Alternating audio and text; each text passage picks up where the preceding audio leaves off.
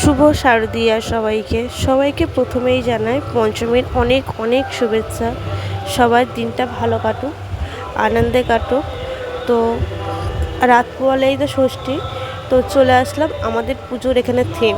হ্যাঁ গো, আমাদের এখানে পুজোর থিম হয়েছে এবার পরীদের দেশে। দেখো ছোট ছোট কত লাইটিংয়ের কাজ আর গাছপালা দিয়ে সোলার দিয়ে আমাদের ডেকোরেশনটা করা হয়েছে।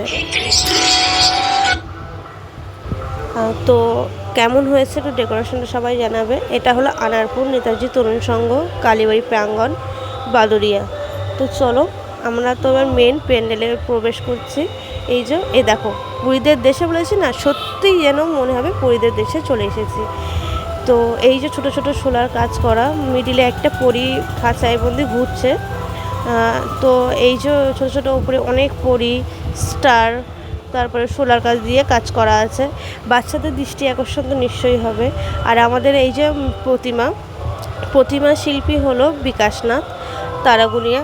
তো ওনার হাতের কাজটা সত্যি খুব ভালো, মানে অসম্ভব তো না বললেই যেটা না নয়। তো সবাইকে করি সাদর আমন্ত্রণ। ছোটো ছোটো ওই পুতুল দিয়ে পরী মানে পরী দিয়ে ঝুলছে। এই ডেকোরেশনটা খুবই সুন্দর। দেখো আমাদের এই যে প্রতিমা, তো প্রতিমাটাকে কেমন হয়েছে একটু জানিও সবাইকে জানাই শুভ শারদীয়ার অনেক অনেক শুভেচ্ছা। সবার পুজো ভালো কাটুক, সুস্থ কাটুক, আনন্দে কাটুক, আনন্দময় হোক, এটাই আমি কামনা। আর সবাইকে জানাই সাদর আমন্ত্রণ আমাদের প্যান্ডেল আয়োজন জন্য।